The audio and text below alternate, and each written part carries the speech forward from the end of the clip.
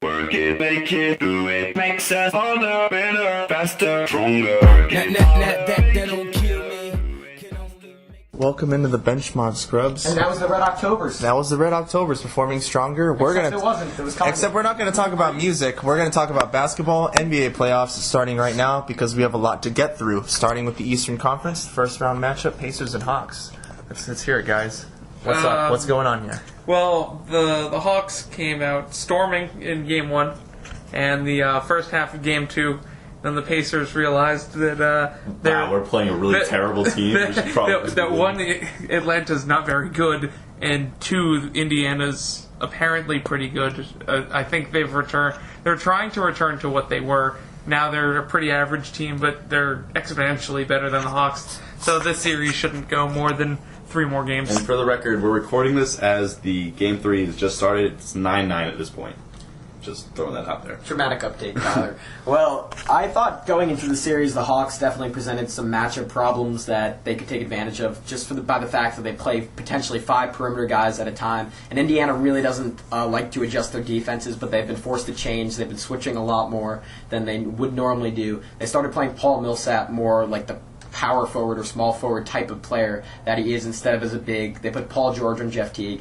They're essentially, for a team that usually doesn't make adjustments, Zach Lowe does a much better job of describing this, but for a team that doesn't make adjustments, they've made adjustments and it's paid off so far. Okay, and before we move on to the next one, because we're moving quick, final predictions for this series. I'm going to say Pacers in 6. I think the Hawks win one more game. Yeah, same. I agree. 4-2. I think the Hawks take them to 7 because I really don't believe in the Pacers at all anymore. Pacers in 5. I saw enough in the second half of Game 2 and there are a much better team on paper and on the court. I think they had a stumbling block Game 1. I think they'll be fine the rest of the way. All right, next series here in the bracket we have Chicago Bulls and Washington Wizards.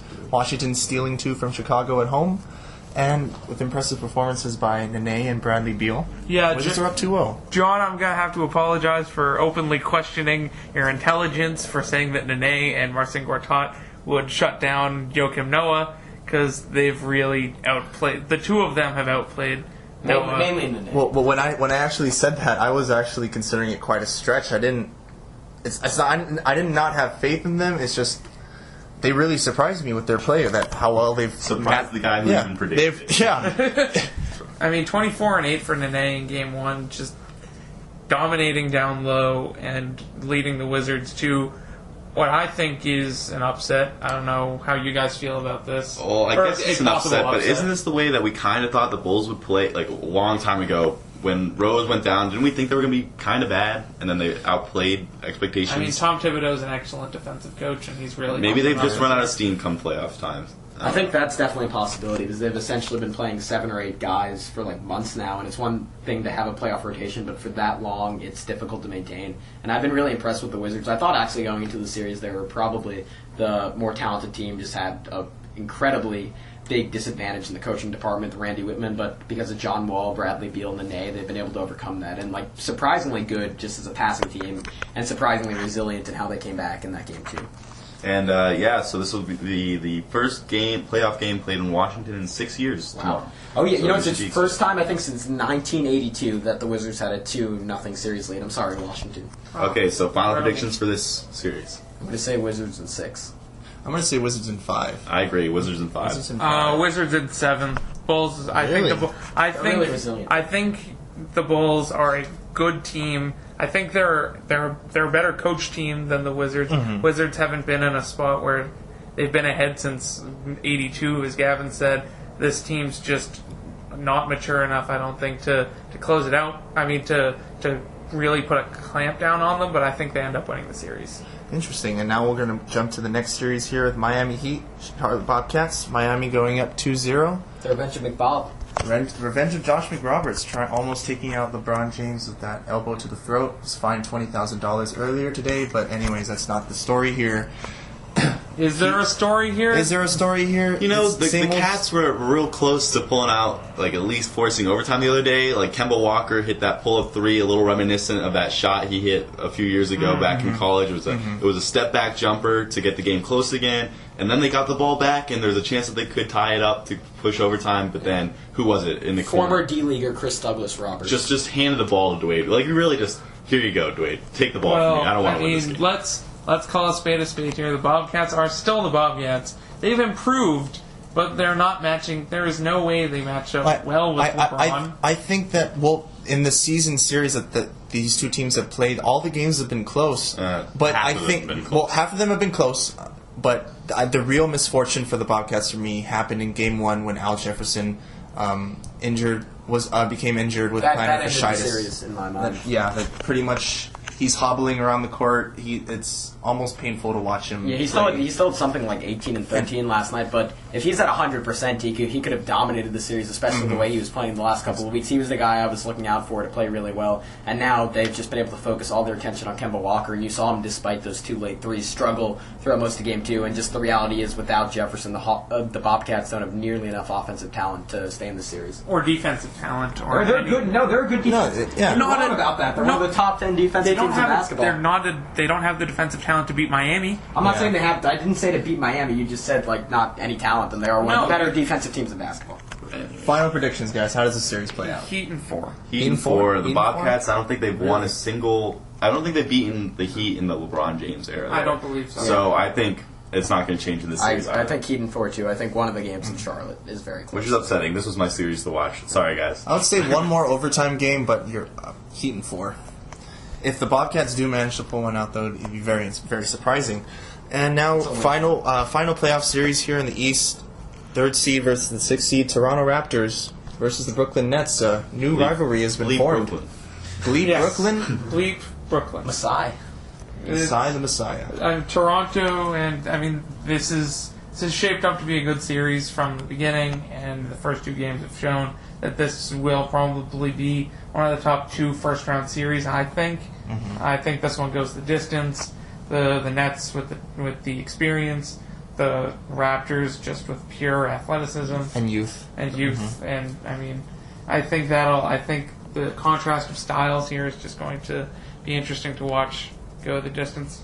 Yeah, I think that ultimately, I guess this is going to spoil my prediction later on. Ultimately, experience will outweigh the youth of this team, and the experienced Brooklyn Nets will take the series. But both these games have been close. Combined score of the game have the Brooklyn Nets with a 2-point edge, so as close as it really can get. Fun series to watch, but in the end, I think the Nets are going to be able to hold on. Yeah, Paul Pierce is someone who's played ridiculously well over the last 2 games, particularly in the 4th quarter. I look for him to continue dominating those situations. And with this series going back to Brooklyn, I think Brooklyn probably ends up taking it in 6 or 7, but Toronto's definitely athletic enough to keep up with them. And it's going to be interesting to see if Kyle Lowry starts playing a little better. He really hasn't had one great game yet, and he was so good during the second half of the regular season. One player from the Raptors scored 22 in Game 1. Yeah, no, he's been solid. He just had a couple of 30 and 14 games towards the end. Just something I just want to see if there's a game when he just goes off. I think it could happen. I think, one player that you guys haven't mentioned that's surprised me from the Raptors has been Landry Fields, actually, off the bench. Sat on the bench for most of the season, but watching the second half of both the first 2 games, he's actually matched up with Joe Johnson quite well, rushing him into taking ill-advised long jump shots, which Joe Johnson usually makes. Joe Johnson just playing his game. No. He usually makes those in the second half. He's one of the... Joe Johnson's broken my heart. He's a pretty clutch player. He's broken hearts on many occasions, but Landry Fields we all saw put the clamps on him. Winner this year. But anyways, so Bambi, what's your final say on games? I'd say Nets and I'll go Nets in 7. I think Toronto's good enough to take this in 7. The Raptors can't handle the truth. Nets in 5. Nets in 5. Wow. Even though I said it'll go the distance, he's changed his mind. I've changed my mind in the past 2 minutes.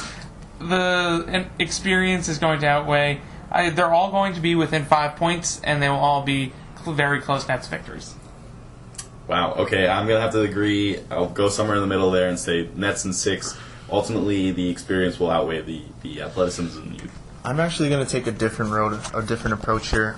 I know that the Nets have plenty of experience with Paul Pierce and Kevin Garnett and Darren Williams in the playoffs, but I feel like that they will continue to wear down as the series goes on with the athleticism and youth. I'm going to say Raptors in 7 in double overtime. I just want to point out before we leave the Eastern Conference, if the Nets lose this, Miami's path to a 4th title, you would have thought that would have been worn down at this point, but it could potentially be so easy. They're playing Charlotte, then maybe Toronto, who's a team that really wasn't good until they traded Rudy Gay, and then an Indiana team, if they even get there, ahead of someone like Washington, who's been falling apart of late. It just seems like Miami, it just tells you how weak this conference is, but it seems like Miami, even being worse than they were last year, could potentially get back to the finals without playing an elimination game. A revival of James Jones. And they have a chance to, I mean, not skipping ahead of the West, but the West is so good that... They'll beat each other up. Exactly. You agree. And now we're going to move over to the Western Conference here. The first round matchup. First and 8 seeds, Spurs and Mavericks. Surprising series, actually. Yeah, this series, I predicted a 4-game sweep easily by San Antonio. Last night, Dirk and the Mavericks proved me wrong emphatically by beating down the Spurs by 21 points. Mm-hmm. But I don't see this. I mean, the Mavericks are a solid team, but the Spurs are the Spurs, and I don't think anything changed. I believe that Game 2 was the game that they needed to wake them up and remind them, all right, guys, we're here. We need to get back to the finals for our revenge.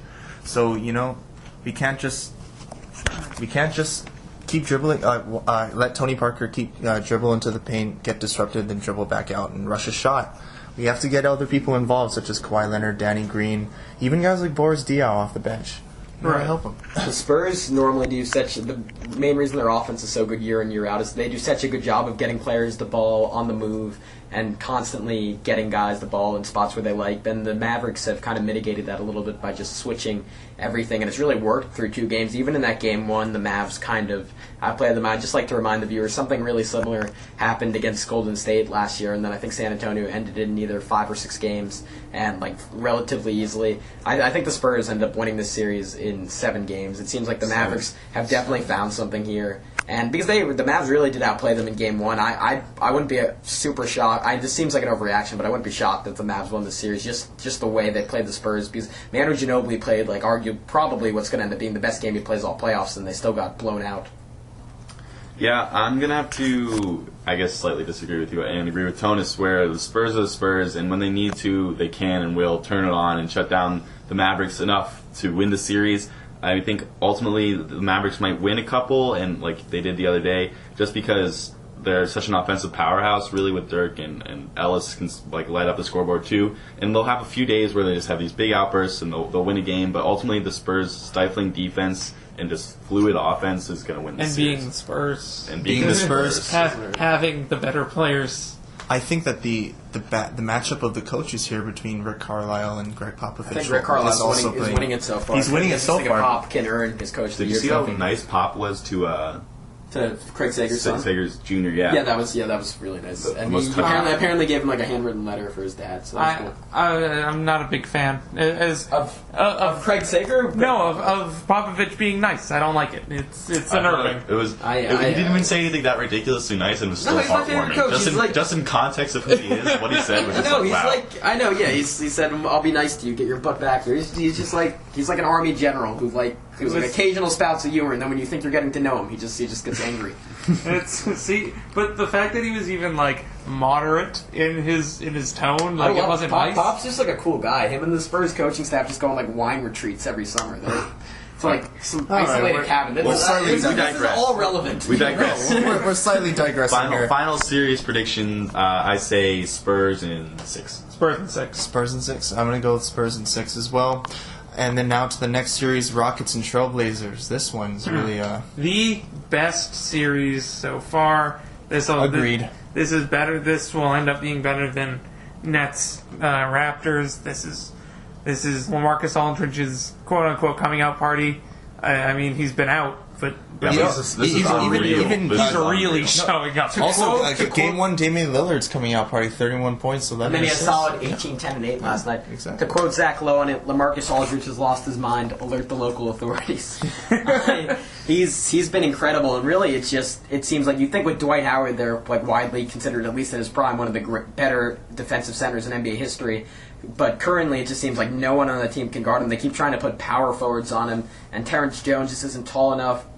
Dwight Howard doesn't care enough. Dwight Howard? Well, I don't think he doesn't care enough. I just think he lost some of his athleticism after that back surgery. He was he had something like 18 and 9 in the first quarter yesterday, and he was just taking Robin Lopez to school. I could see Houston coming right back. These two teams are so equal. And really, a lot of it comes down to, like, it's the whole team, but, like, James Harden has to start playing defense. Someone posted on my Facebook, like, a highlight video, and he just ball watches. So his man, like, one time went all the way around the perimeter, cut back into, like, the other side of where James Harden was standing, when James Harden didn't move one time during that entire possession. He just stares at the ball for stretches. It's bad. And you think during the playoffs he'd turn that on, but... Yeah, I'm going to agree with you. James Harden is a big key for the Rockets here because as like crazy as LaMarcus Aldridge is playing right now, these games have been close. An overtime victory and a win by 7, like that's not really anything. Mm-hmm. And James Harden is shooting under 30% for the series right now, I think, which he's gonna turn it on. It's disgusting, and there's no way a professional basketball player can. He's playing like it's the 2012 finals again. I don't know. Maybe he has post-traumatic stress. I think there's no way an NBA basketball player continues to shoot like that. Tyler, remember when you picked Portland to not make? And also, I hate the Portland Trail.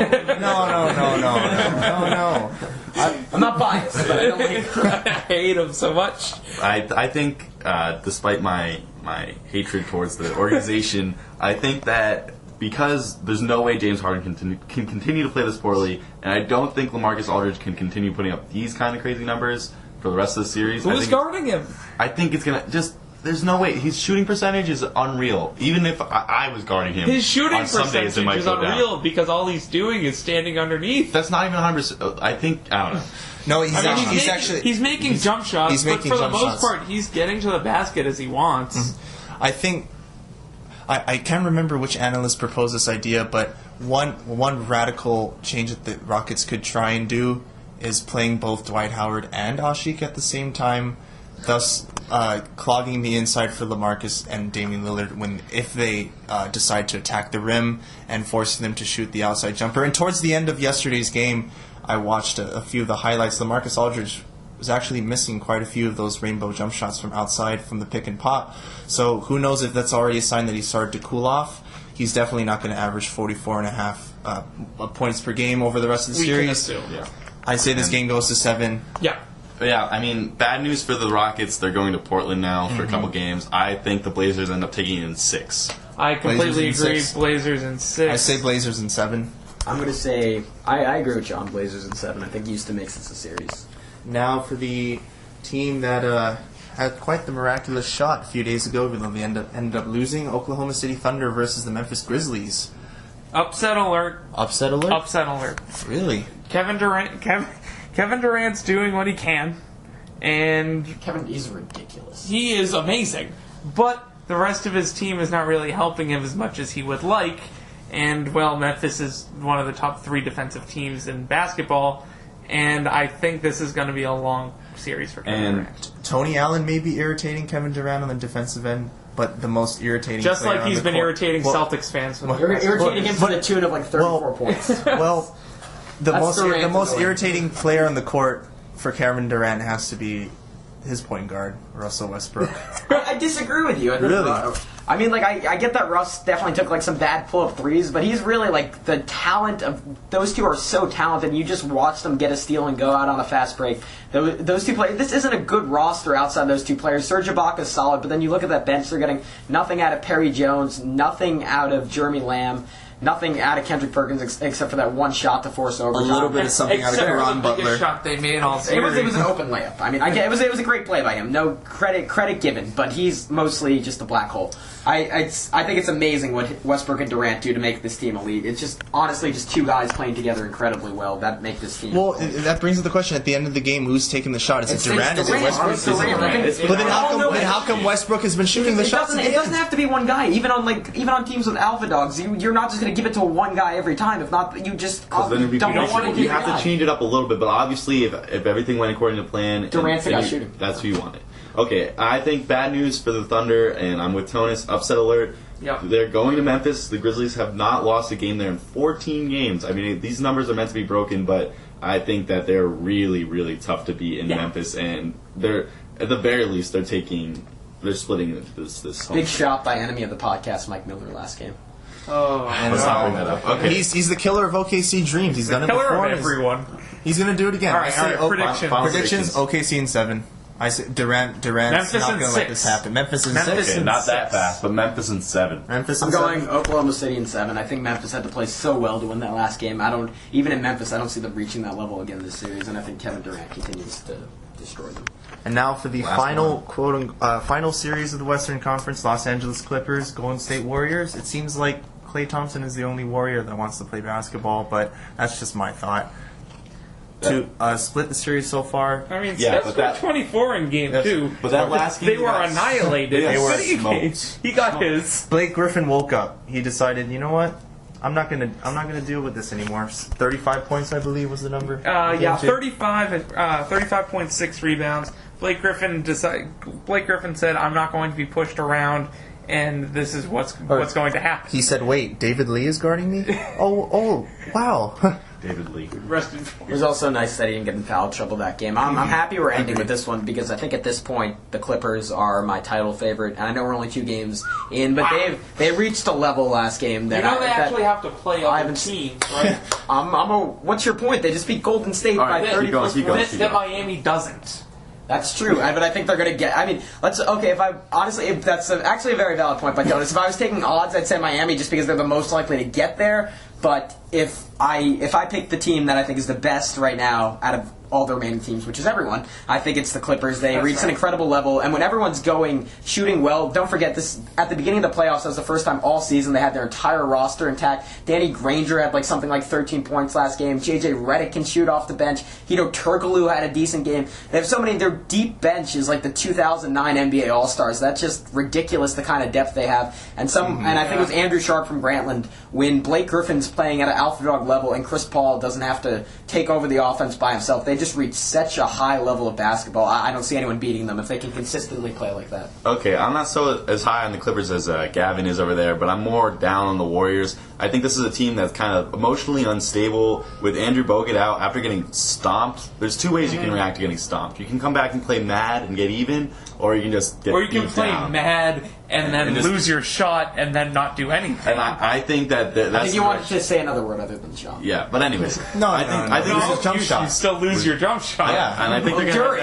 I think they're gonna head that direction and really struggle through the remainder of this series. Maybe get another win. Two players that have been majorly disappointing, Harrison Barnes and Andre Iguodala. Where are you guys? The Warriors. Where is the Warriors roster? They're not there. They're not playing. Hashtag full squad. I'd just like to give a quick scoreboard update. Atlanta up 32-20 over the Hawks.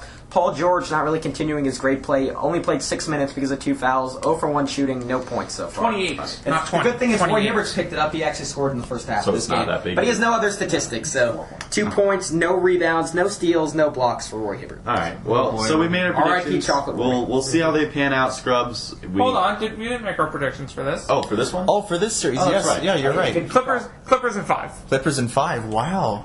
Yeah.